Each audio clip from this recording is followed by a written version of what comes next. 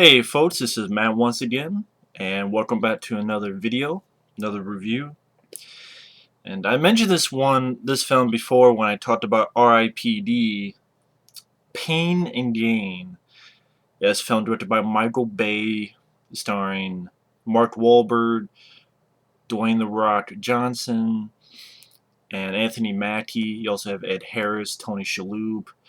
Based on a true story, but as to how much of this is true, that's always whatever they say is based on a true story. It's always suspect how much of it is actually true.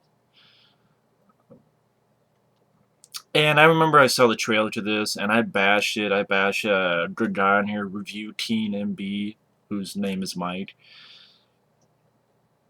He didn't like the film, and I remember commenting, "Yeah, it looks like a piece of shit," and this and that and that and this. But a lot of times, sooner or later, I give movies a look because you never know. And this year, especially. I never would have thought I would have liked White House Down, but I did. I never would have thought I would have liked this film, but I did. I liked Pain and Gain. In fact, I think Michael Bay should do more of this kind of stuff, or R-rated material. Like, my favorite Michael Bay films, Michael Bay is one of those directors that it's... he infuriates me, but then there's a lot of films of his that I enjoy. I love The Rock. I think a lot of people would give him The Rock with Sean Connery. Bad Boys 1 and 2 are my absolute favorites. Saw Bad Boys 2 in the theater twice. It's so over the top, un-PC, not realistic at all, but it's just, had a ball. Bad Boys 1 and 2 are my favorites. I wish he would make just more Bad Boys films than Transformer films, which I'll get to. But The Island, I actually did like The Island. Original? No, it's not an original story, but I liked it. I thought that how the hell did I forget his name? Ewan McGregor, I thought he was good in it. It's not tons of action, but when it's there, I thought it was handled well. I thought it was, I liked the score in the film. I thought the film was pretty good. I liked the film. Armageddon, that was one of those films I'm not really the biggest fan of Armageddon. It's not one of those films I can rewatch a lot. Although I'm a Ben Affleck fan, so I like Ben Affleck in it. And Bruce Willis, the cast does fine. But my problem with Michael Bay is with these franchises. Of course, I talked a lot of good stuff on Transformers 1 and 2. Until he started getting his meats and fucking hands on Ninja Turtles, then, I'm a turncoat now. It's one of those things that when it's being done to something that you're passionate about, you can kind of see the sort of mirror image now. You can see it from the other side. Your mind gets sort of open to it. And Transformers 1 and 2, I'll say right this. I like Shia LaBeouf. I've never had a problem with him. Eagle Eye, I really enjoy. I've talked about Eagle Eye before. I've reviewed Eagle Eye. I like Disturbia. I don't mind him in the Indiana Jones movie. I mean, if you complain about the CGI shots and the monkeys and stuff, yeah, that I can give you. But Shia LaBeouf, I don't think he was that bad of it. I don't think he was that bad. And I don't think he's bad in the Transformer films. Megan Fox, on the other hand, she's nice to look at, but that's it. She doesn't really have any acting talent. She's hot to trot, okay? She could do porno for all I care. That's as limited as her ability is as a porno actress. I'm sorry, that's my personal opinion. She's hot, but she can't act. The special effects are great in those films, but the humor really... See, Pain and Gain, he puts humor similar to that, like over-the-top humor, but keep it in your own movies, Michael Bay. Don't put this fucking humor in Transformers stuff. Also, make the Transformers actual stars. And yes, people go, well, he's only producing Ninja Turtles. Well, you know what? Steven Spielberg only produced the Transformer films, but Steven Spielberg was the one that said that the humans have to be at the forefront. Don't believe me? Listen to the commentary on Transformers 2. It was Steven Spielberg who said that. So producer can have some power.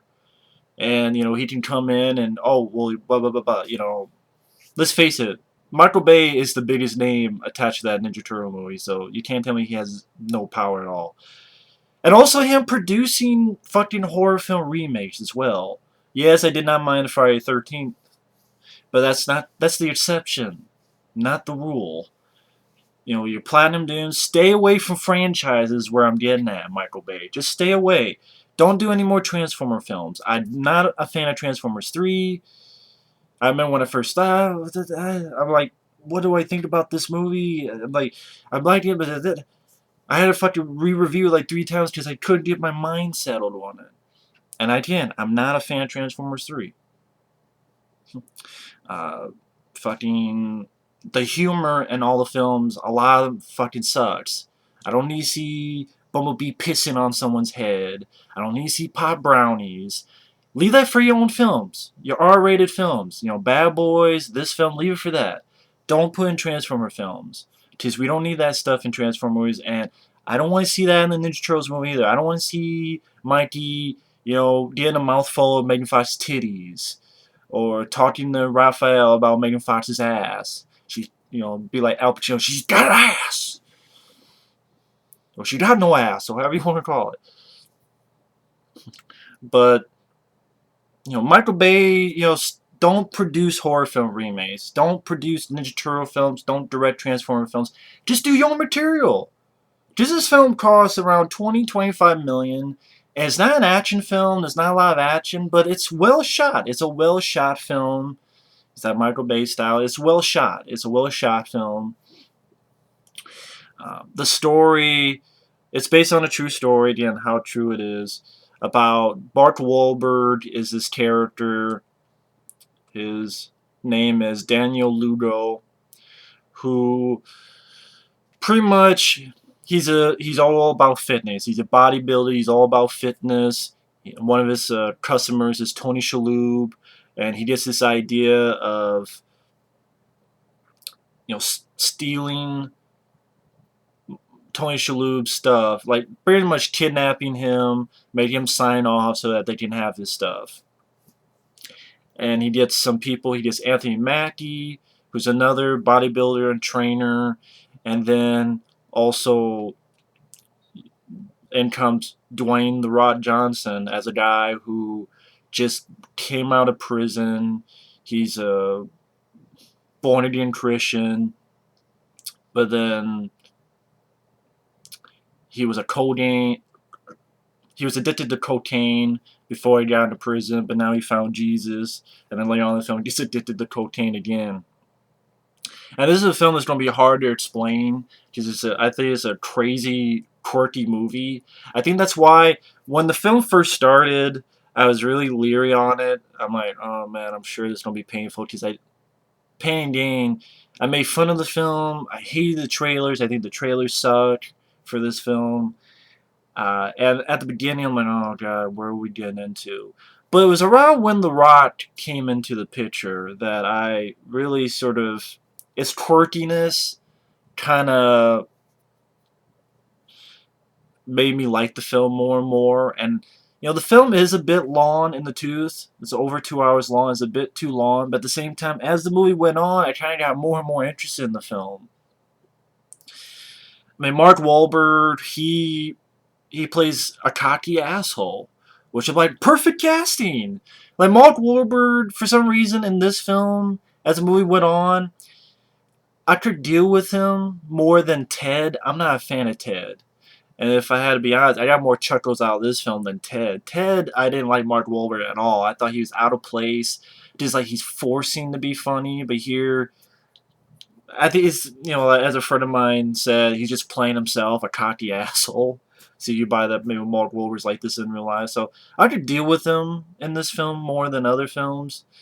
Anthony Mackie, who is in The Hurt Locker, and he's going to be in the Captain America sequel.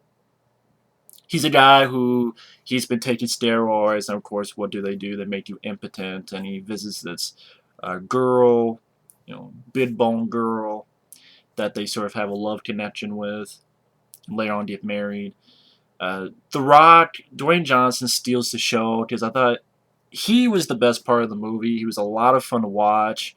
I'd rather watch him in this movie than watch G.I. Joe Retaliation. That was a boring piece of shit movie. Uh, this is a movie that it's just weird to explain because, like, Dwayne The Rock Johnson, him being so innocent at the beginning, and then him getting a cocaine fueled madness. It just made him so quirky.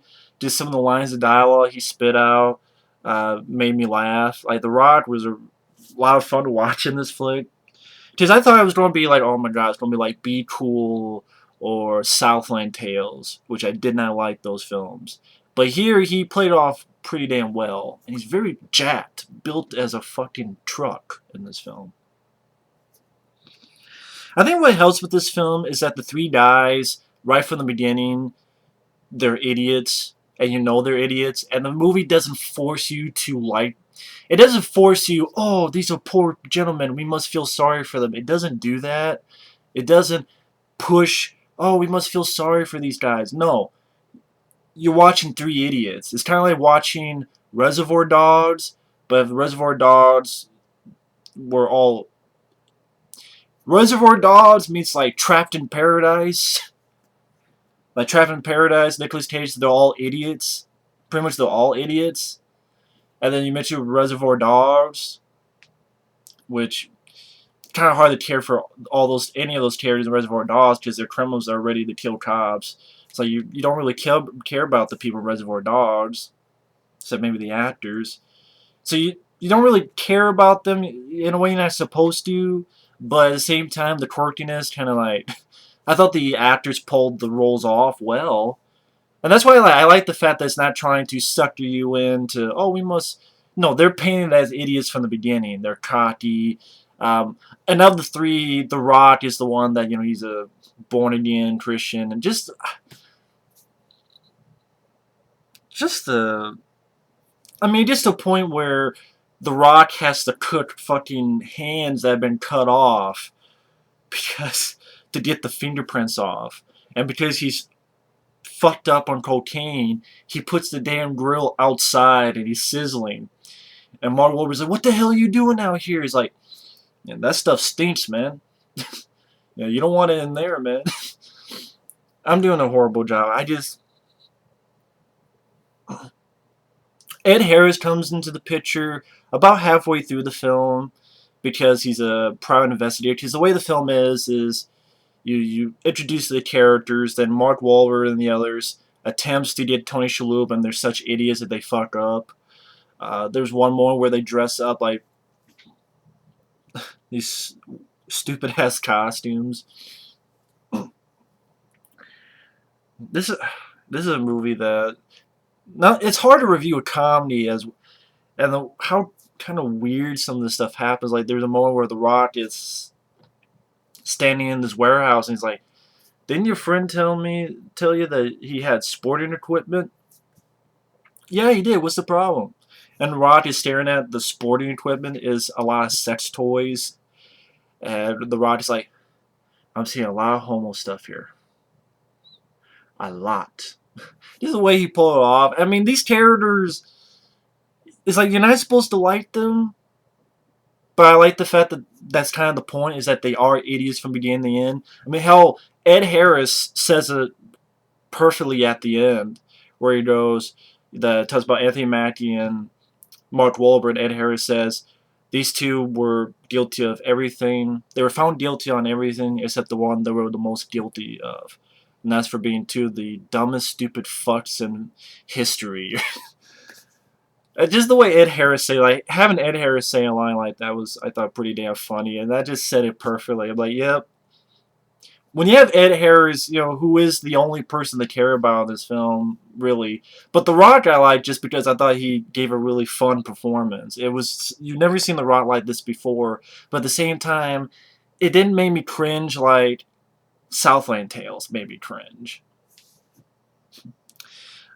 The music, you actually have Dangerous Minds song, Gangsta's Paradise. That shit, not only within the film, it's like another cover version, but at the end you have the actual version of Gangsta's Paradise at the end credits. You also hear Bon Jovi's Blaze of Glory, because the film takes place in around 1995 or so, and it takes place in Miami. And like them trying to, after they kidnapped Tony Shalhoub and they've gone through all this, they're supposed to kill him, and they can't even do that shit right because they get this vehicle and they let it run and it hits it something like yeah, and then they go up and he realizes he hit the fucking airbag and he has a seatbelt because Anthony Mackie, without thinking, put the damn seatbelt in. Just again, it shows how idiotic these people are. But that's what it's meant to be. It's meant to be. And like they blow it up, and then there's Tony Shalhoub coming out, and they try to run him over, and they fuck that up. Just how these people consistently do the dumbest shit, and just the way Michael Bay he did a good job directing the camera, the like there's a moment where The Rock he's lost all the money because he pretty much put it all up his nose, and he steals this shit and he opens it. He's like, I'm doing good, I'm doing good. Opens it, this fucking green stuff, that you put sometimes they put in the money bags. The sort of green paint hits him in the face. He runs out and like he dives off, and the cops shoot his fucking toe off. And so he's limping into this wedding ceremony that Anthony Mackie, his woman, are having. He's like, Mark Wahlberg is.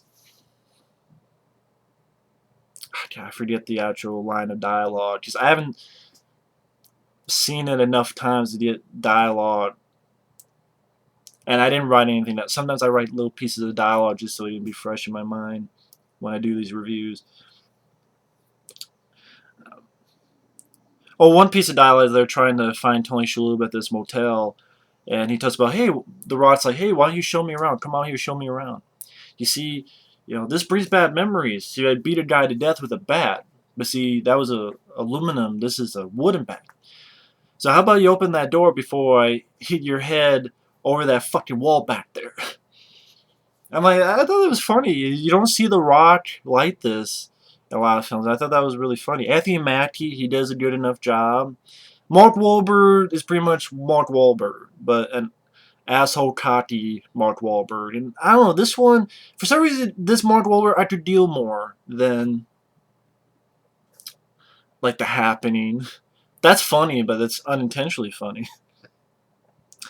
And Ted, I just didn't laugh at Ted. Ted I thought was kind of boring. I just didn't care for Ted.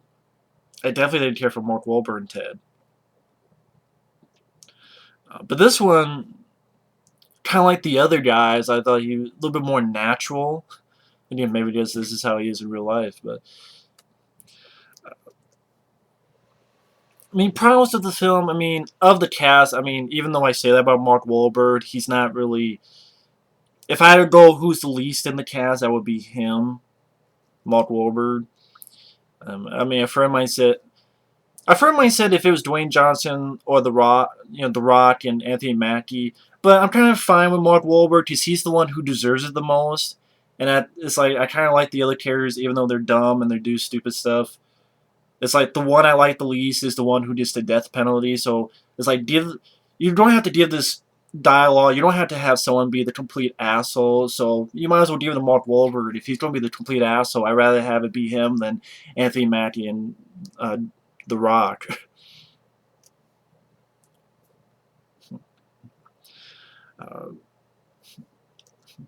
And yeah, pretty much the three get caught. This is a film that I wasn't sure I was going to review because I'm like, how the fuck do I explain myself in liking this movie? Obviously, I'm not alone. It is a 6.6 on IMDb. Got about 48, 49% on Rotten Tomatoes.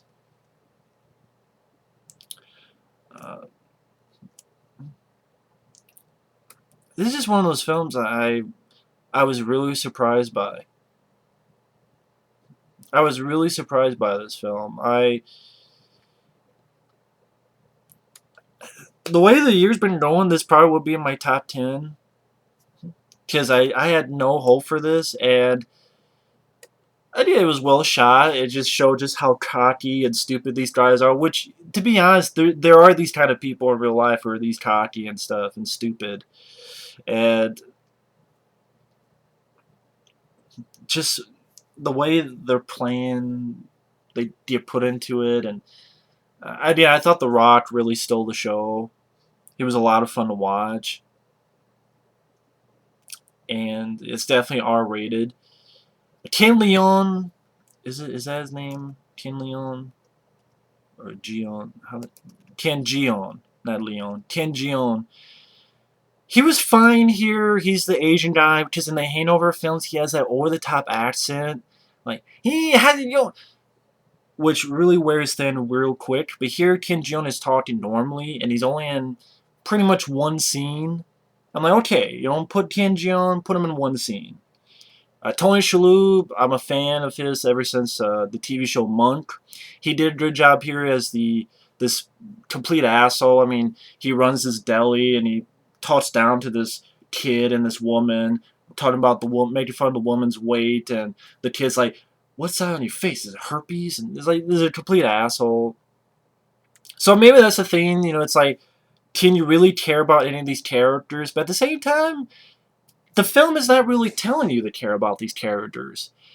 And that's why I like. I mean, I guess it's like, some people like Reservoir Dogs. I mean, I like Reservoir Dogs, but can you really say that you could care for those characters who, are murderers and kill cops and stuff? And, certain films like that, can you really care about those characters? But here, like, I thought they acted their parts well. It's what it was meant to be. It just shows how dumb and stupid they are, and that when they finally get their comeuppance, they deserve it. And like the movie kind of tells. I mean, Ed Harris given that final line of dialogue really just uh, says it all. To be honest, Steve Jablonsky, he did a good job with the score, which I don't think that he's doing the new Ninja Turtles film. I think they're getting Brian. Fuck, I forgot his name. The guy who did Rambo 4. I think they're getting him. I don't know how the fuck I forgot his name. But it was based on a Miami New Times article, Pain and Gain, where the real-life son Jim Gain characters are now. Details the actual crimes.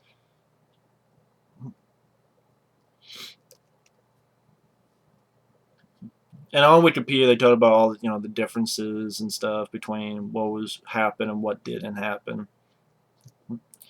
From what I understand, I'll be honest, I saw this online. I'll be flat out honest. I would not mind picking up the DVD for this sometime. Maybe not. I'll just wait till it's cheaper, because there's no features from what I understand on the film. And are they going to do that bullshit where they're going to put another DVD out that does have features? I would not mind having the features, like interviews with the characters, with the actors or stuff. But yeah, this is a film that I know is pretty vague. Is more vague than a lot of reviews I do, but it's a film that's hard to explain. I know a review TNB, he didn't like the film at all. But then also I know my friend Mike, OCB Communications, he liked the film. My friend Effrey, he saw the film, he liked it. We were definitely fucking surprised. I mean, I'm not gonna say it's one of the top 5 best films. I mean, again, it's a little bit too long in the tooth. It's over 2 hours, but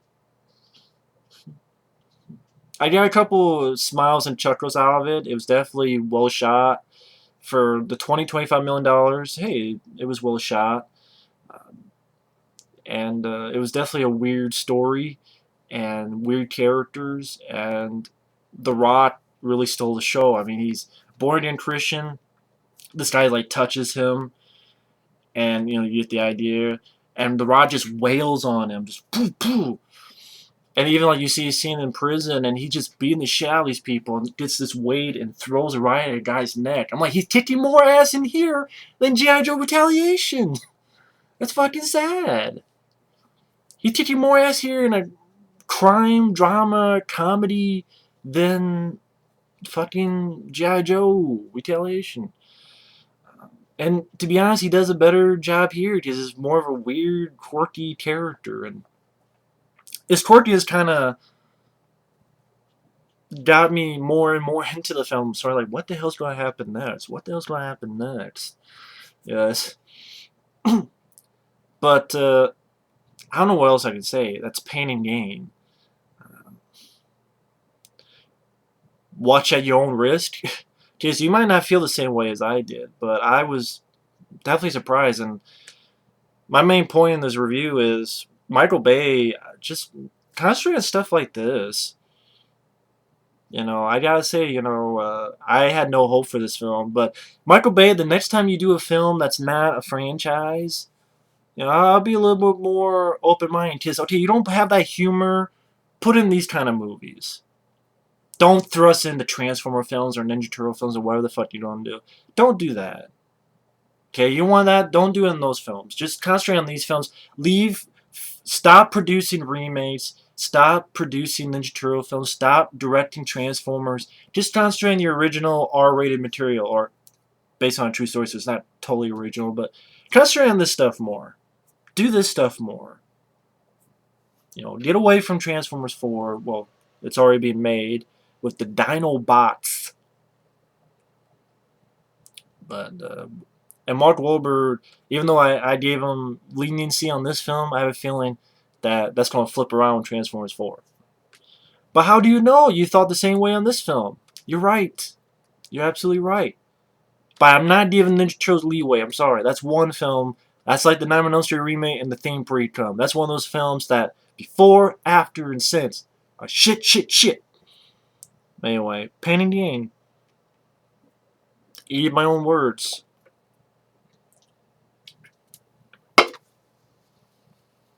This goes to show you that, I'm going to be honest no matter what, how much of a fool I make myself look out to be.